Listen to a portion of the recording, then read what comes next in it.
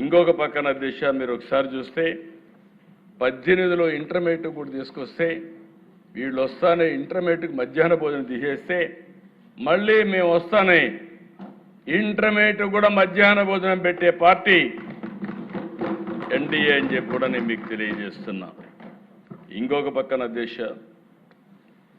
ఆ రోజు ఆలోచించినప్పుడు స్టేక్ హోల్డర్స్ ఇన్వాల్వ్మెంట్ ఉండాలని, ఎవరైతే లబ్ధిదారులు ఉన్నారో వాళ్ళు ఇన్వాల్వ్మెంట్ ఉండాలని డాక్రా సంఘాలకి ఆ రోజు మహిళలకి డాక్రా సంఘాలు తీసుకొచ్చాం, వన సంరక్షణ సమితులు తీసుకొచ్చాం, సాగునీటి సంఘాలు తీసుకొచ్చాం. అదే మరి ప్రతి ఒక్క స్కూల్కి గ్రామ విద్యా కమిటీలు కూడా తీసుకొచ్చాం. దాన్ని ఇప్పుడు లోకేష్ గారి నాయకత్వంలో మెగా పేరెంట్స్ టీచర్స్ డే కింద మనం సెలబ్రేట్ చేసే పరిస్థితికి వచ్చాం. ఇంకో పక్కన దేశ సమాజంలో అనేక సమస్యలు, వరకట్న సమస్య, పేరెంట్స్ అయితే ఆడబిడ్డల పట్ల వివక్ష చూపించేవాళ్ళు, మగపిల్లలై చదివించడం, ఆడపిల్లలై చదివించకుండా మానేయడం. ఎందుకంటే పెళ్లి చేసి తొందరలో పంపించేస్తే బాధ్యత తీరిపోతుందని దానిపైన కూడా క్యాంపెయిన్ చేశాం. కడాన దేశ 1996లో ఆడబిడ్డలకి గర్ల్స్కి కూడా 33% ఉద్యోగాల్లో కాలేజీలో సీట్లు ఇప్పించాం. చాలామంది నా దగ్గరకు వచ్చి ఒక మాట అన్నారు, మీరు 33% ఇస్తున్నారు, మెరిట్లో వస్తారు, 50 క్రాస్ అవుతారు, మేమేం కావాలంటే పర్వాలేదు, బ్యాక్లాగ్ ఉంది, ఆడపిల్లలను చదువుకోవాలని ప్రోత్సహిస్తే ఈరోజు నేను గర్వంగా చెప్తున్నా దేశ ఎక్కడైనా చదువుకున్న ఉద్యోగాలు చేసేవాళ్ళు అడిగితే భార్య భర్త ఐటీ ప్రొఫెషనల్స్ అయితే ఎవరికి ఎక్కువ ఆదాయం వస్తుందంటే ఆడబిడ్డలకే ఎక్కువ ఆదాయం వచ్చే పరిస్థితికి వచ్చింది. అది ఆ రోజు చూపించిన చొరవ. దీనివల్ల వరకట్నాలన్నీ పూర్తిగా పోయినాయి, రివర్స్ కట్నం వచ్చే పరిస్థితికి వచ్చింది. ఇలాంటి వినూత్నమైన కార్యక్రమాలతో ముందుకు పోయాం. ఇంకో పక్కన దిశ నేను రాజకీయాల్లోకి వచ్చిన రోజులు మాకు బ్లాక్స్ ఉండేటి. ఇప్పుడు మండలాలు ఎన్టీ రామారావు గారు వచ్చిన తర్వాత పరిపాలనా సంస్కరణలో బ్లాక్స్ తీసుకొచ్చాడు. ఆ రోజు సమితిలు ఉండేటివి, ఆ రోజు జిల్లా పరిషత్ ఉండేది. ఆ రోజు చూస్తే అధ్యక్ష ఎవరైనా జిల్లా పరిషత్ చైర్మన్ దగ్గరికి పొలం దగ్గరికి పోయి నన్ను ట్రాన్స్ఫర్ చేయమని అడిగితే ఇది చేస్తే ఆయన దగ్గర కాగితం ఉండేది కాదు, సిగరెట్ తాగే బ్యాక్ పేపర్ ఉండేది, దానిపైన ఆర్డర్ చేసి పంపించేవాడు. You can imagine. ఆ రోజు ఈ టీచర్స్ అంతా పంచాయతీరాజ్ టీచర్స్ జిల్లా పరిషత్ ఆధ్వర్యంలో ఉండేవాళ్ళు. జిల్లా పరిషత్ చైర్మన్లు, సమితి ప్రెసిడెంట్లు ఇష్టానుసారంగా వాళ్ళ ఇంటి దగ్గర పోయి పడిగాపులు కాసేవారు. అది చూస్తే నాకు అనిపించింది, చదువు చెప్పవలసిన టీచర్లు వేరే వాళ్ళ దగ్గర పోయి పడిగాపులు గాయడం ఏంటి? అందుకే ఫస్ట్ టైం అధ్యక్ష పర్ఫార్మెన్స్ అప్రైజల్ చేసి కౌన్సిలింగ్ విధానం తీసుకొచ్చి ఏ రాజకీయ నాయకుడి దగ్గరికి టీచర్ వచ్చే పని లేకుండా నేరుగా వాళ్ళ పనితనం పైన ట్రాన్స్ఫర్స్ తీసుకొచ్చాం. దీని నెక్స్ట్ లెవెల్కి ప్రస్తుత విద్యాశాఖ మంత్రి ఒక యాక్టే తీసుకొచ్చాడు. ఎందుకంటే అక్కడక్కడ వైలేషన్స్ అవుతున్నాయి, వీళ్ళు వైలేషన్ చేస్తే దాన్ని కూడా తీసుకొచ్చారని చెప్పి కూడా నేను మీకు తెలియజేస్తున్నా. ఇంకో పక్కన దిశ ఈరోజు మీరు ఒకసారి చూస్తే ఇవన్నీ కూడా ఈరోజు చేసిన నిర్ణయాలు కాదు దిశ, గడిచిన 30 సంవత్సరాలుగా అనేక విధాలుగా అనేక ట్రాన్స్ఫర్మేషన్ తీసుకొచ్చాం. రెసిడెన్షియల్ స్కూల్స్ నాకు బాగా జ్ఞాపకం ఉంది, ఎందుకంటే పిల్లలు చదువుకోవాలి. కొన్నిసార్లు అయితే నన్ను వ్యతిరేకించిన సందర్భాలు కూడా ఉన్నాయి. ఈరోజు రెసిడెన్షియల్ స్కూల్స్లో ఎస్సీ ఎస్టీ పిల్లలకు బాగా చదివి చెప్తే ఐఐటి పోయే పరిస్థితికి వచ్చారు. దాన్ని మళ్ళీ డెడికేటెడ్ స్కూల్స్ పెట్టే పరిస్థితికి వచ్చాం. నా ఆలోచన ఈరోజు 5 లక్షల మంది ఎస్సీ ఎస్టీ బీసీ పిల్లలు ఉన్నారు. ఈ 5 లక్షల మందికి రెసిడెన్షియల్ స్కూల్స్ గారు కట్టగలిగితే, అక్కడ కానీ స్పెషల్ కోచింగ్ ఇవ్వగలిగితే బ్రహ్మాండంగా పైకి వచ్చే పరిస్థితి వస్తుంది. అది కూడా ప్లాన్ చేస్తున్నాం అధ్యక్ష. ఇంకొక పక్కన అధ్యక్ష మీరు ఒకసారి చూస్తే ఈరోజు గడిచిన ప్రభుత్వం 1924 10-12 లక్షల మంది పిల్లలు ప్రభుత్వ స్కూల్స్కి రావడం మానేశారు, బడికే మానేసే పరిస్థితికి వచ్చారు. మేము ఆ రోజు ఒక హామీ ఇచ్చాం, ఎంతమంది పిల్లలుంటే అంతమందికి తల్లికి వందనం కింద 15,000 వేస్తామని చెప్పి మాట నిలబెట్టుకున్న ప్రభుత్వం ఎన్డీఏ ప్రభుత్వం అధ్యక్ష. దీనివల్ల మీరు చూసినప్పుడు ప్రైవేట్ స్కూల్ సుప్రీంకోర్టు ఆదేశాలతో ఇంకొక పక్క మీరు చూస్తే ఏదైనా ప్రైవేట్ స్కూల్స్లో కూడా first class admissions government recommendation, government దీనికి ఇవ్వాలి, కోటా కింద ఇవ్వాలని చెప్పి పెట్టారు. ఈరోజు అది ఉన్నప్పటికీ చరిత్రలో మొట్టమొదటిసారిగా ఎప్పుడు కూడా ప్రైవేట్ స్కూల్ పోయే పిల్లలు మొట్టమొదటిసారిగా విద్యా ప్రమాణాలు బాగున్నాయి కాబట్టి 1 లక్ష మంది పిల్లలు ప్రైవేట్ స్కూల్ నుంచి గవర్నమెంట్ స్కూల్స్కి వచ్చారంటే అది ఒక చరిత్ర. ఇది ఓవర్ నైట్ అయిపోలేదు దిశ. ఇవన్నీ కూడా ఒక నమ్మకం, ఒక ప్రొసీజర్ అయినాయి.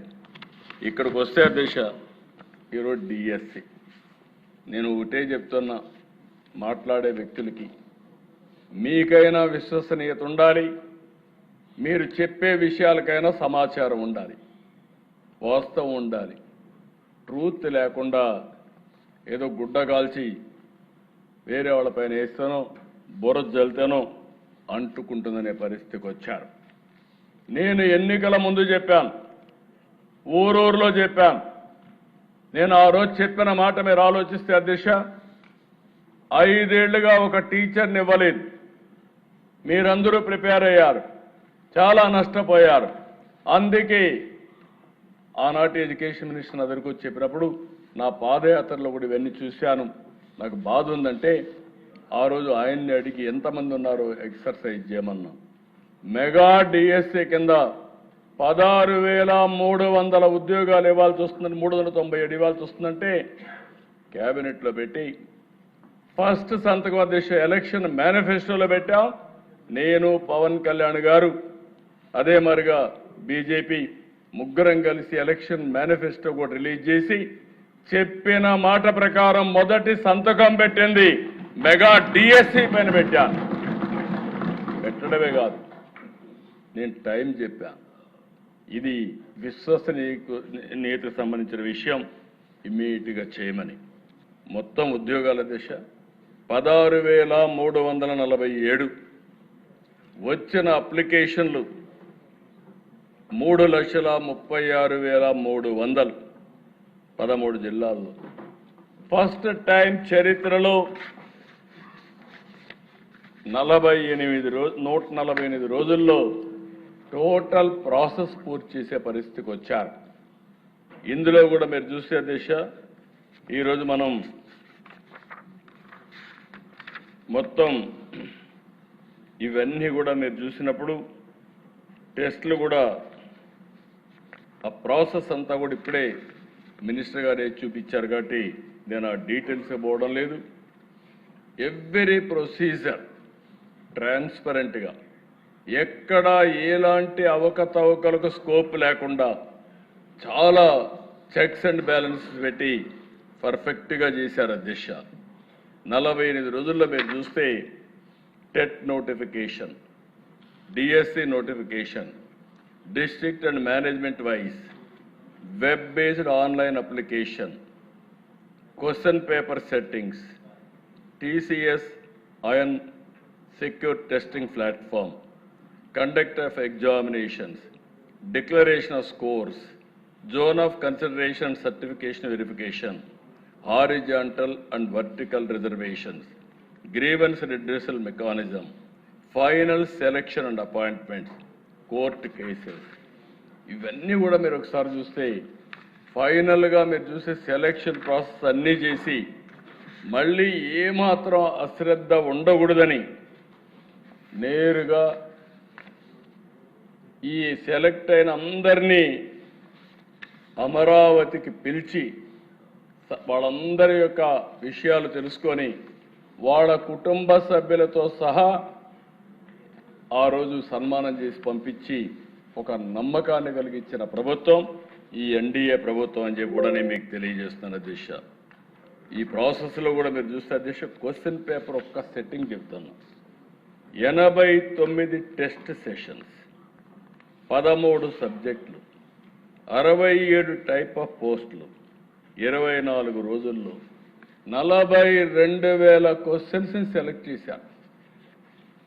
అందులో కూడా మీరు చూస్తే ఆ క్వశ్చన్ పేపర్స్ అన్ని సెలెక్ట్ చేసిన తర్వాత ఏ విధంగా పెట్టాలనో బెస్ట్ సిస్టమ్ ఎస్టాబ్లిష్ చేశారు. ప్రీ ఎగ్జామ్ కానీ, డ్యూరింగ్ ఎగ్జామ్ కానీ, పోస్ట్ ఎగ్జామ్ కానీ ఎక్కడ జీరో టాలరెన్స్ కింద, జీరో కాంప్రమైజ్ కింద ముందుకు పోయే పరిస్థితికి వచ్చారు. 154 సెంటర్లో పరీక్షలు జరిగాయి. 19 అవుట్ సైడ్ ఆంధ్రప్రదేశ్ చేసే పరిస్థితికి వచ్చారు. సిబిటి కంప్యూటర్ బేస్డ్ టెస్ట్ మోడ్లో మొత్తం కండక్ట్ చేశారు. డిక్లరేషన్ ఆఫ్ స్కోర్స్ కూడా everything online, everything is transparent అధ్యక్ష. ఇంకొక పక్కన హారిజాంటల్ వర్టికల్ రిజర్వేషన్స్ ఎంతమందికి ఇచ్చారో కూడా వర్టికల్ మొత్తం వెరిఫికేషన్ అవుట్కమ్ చూస్తే 16,291 వ్యక్తుల్ని కంప్లీట్ చేసి కన్సిడర్ చేస్తే 15,941 మంది సెలెక్షన్ అయ్యారు. 722 మంది రిజెక్ట్ అయ్యారు. దానిపైన ఆ మెరిట్స్ ప్రకారం ఇలాంటివన్నీ చేసే దిశ హారిజాంటల్ వర్టికల్ రిజర్వేషన్. ఇటీవల మేము ఒక స్పోర్ట్స్ పాలసీ కూడా తీసుకొచ్చాం. 2% నుంచి 3%కు పెంచాం. టోటల్గా మీరు చూస్తే దిశ 1-2 కాదు, 33,830 క్వరీస్ వచ్చాయి, సందేహాలు వచ్చాయి, ఫిర్యాదులు వచ్చాయి, అన్నిటికీ ఆన్సర్ చేశారు.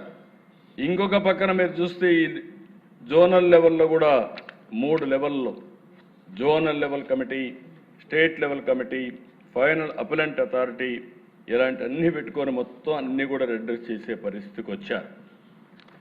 ఇంకొక పక్కన దేశ స్పోర్ట్స్ కోటా 421 మంది వేకెన్సీస్ ఉంటే 3,600 వచ్చారు.